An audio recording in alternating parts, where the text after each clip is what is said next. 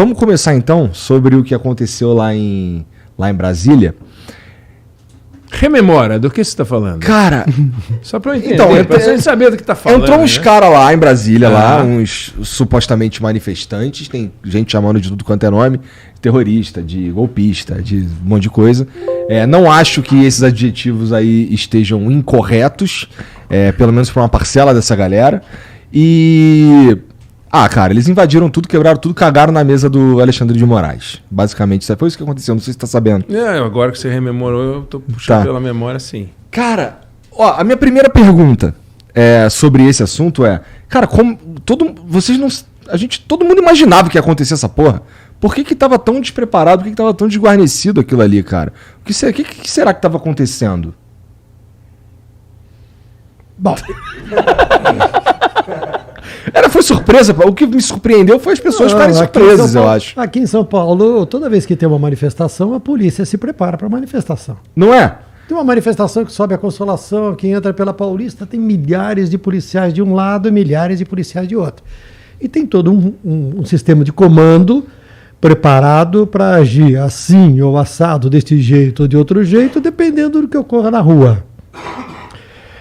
Em Brasília não teve nada disso. O que me chama muita atenção, porque a inteligência da polícia, a inteligência sei lá, o ministério de não sei o que lá, não sabia que... Cara, aconteceu igualzinho nos Estados Unidos, né? E com um presidente que, assim, o Bolsonaro que faz uma certa mímica de Trump. Então é natural que os apoiadores façam uma certa mímica de trumpistas também.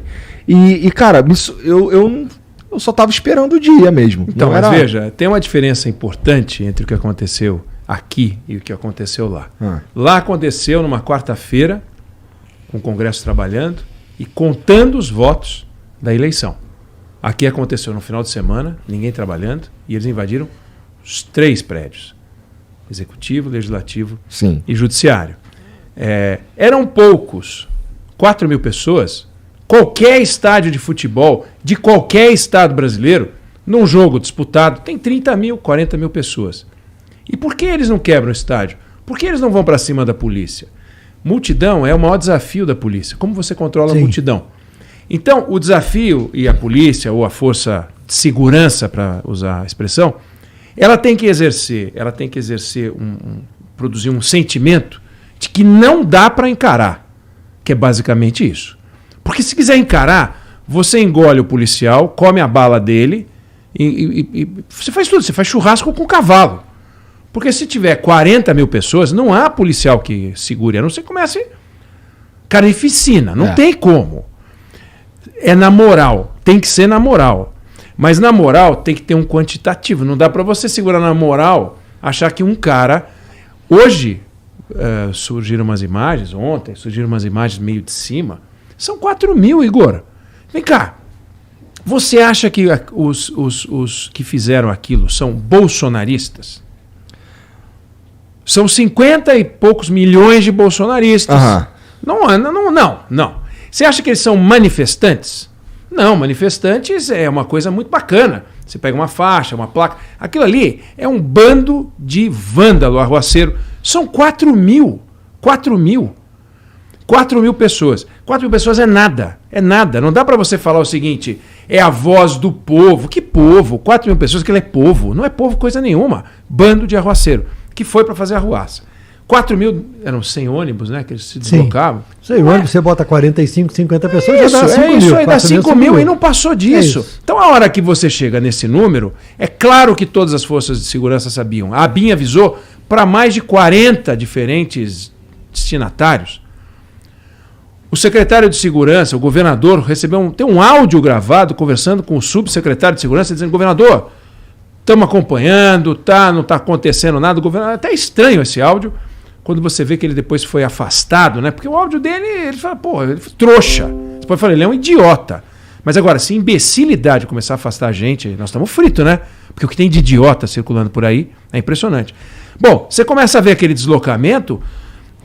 Aquilo ali, como é que você podia saber que eles iam quebrar o Palácio, o Congresso e o Supremo? Você não pode ter que saber que eles vão quebrar. Você tem que imaginar que eles vão sempre quebrar em qualquer momento e se preparar para aquilo.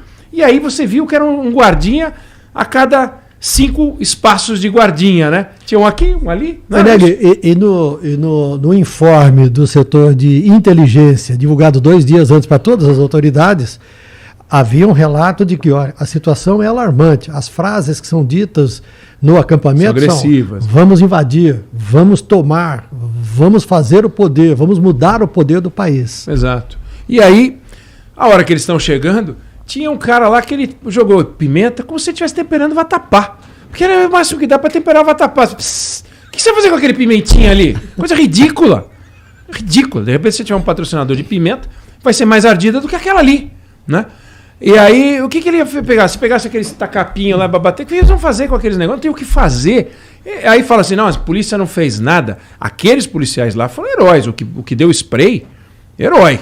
Porque para os caras pegarem ele e cobrir de porrada, submeteram os policiais a cavalo. Você viu a cena? As imagens. O que é aquilo, gente? É um negócio horroroso. Então, não tinha realmente condições de enfrentar a multidão e não precisava de muita gente. Cadê aqueles blindados que a gente via, que jogam aguinha? Cadê os helicópteros descendo naquele gramado de rapel? Não tem conversa. E quando a gente viu as imagens já de ontem, né? Um grupo de policiais dentro do Senado. A coragem ali. Contendo um grupo muito maior de invasores. Você vê que os policiais preparados, com escudos e com bombas de gás e spray de pimenta, eles seguraram uma onda alguma coisa, né? Pesadíssima. Seguraram uma onda pesadíssima. Eu me lembro há alguns anos, num jogo do Corinthians, que a torcida do Corinthians tentou invadir o campo para brigar com os jogadores. Ah, essa cena é impressionante. Você lembra que um grupo de PMs, não tinha mais do que 10 PMs preparados. Eles seguraram o portão do Pacaembu. Agora, na moral, né? E aí, na coragem. Eles iam para cima e voltavam com uma certa formação, mostravam que eles tinham conhecimento e sabiam o que estavam fazendo e o que deviam fazer. E eles seguraram, contiveram os torcedores e não houve invasão de campo.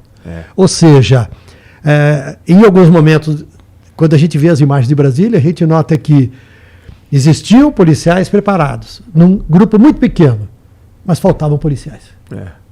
Foi uma coisa lamentável. Agora, o que eu acho que é importante é a gente tomar cuidado com as conclusões que a gente tira disso. Aqueles caras têm que identificar um por um, botar todo mundo em cana, rigor da lei, e é o que a lei mandar. Acabou. Agora, em nenhum momento a democracia brasileira esteve em risco. Veja só, quando é que você pode ter a certeza que a democracia não está em risco?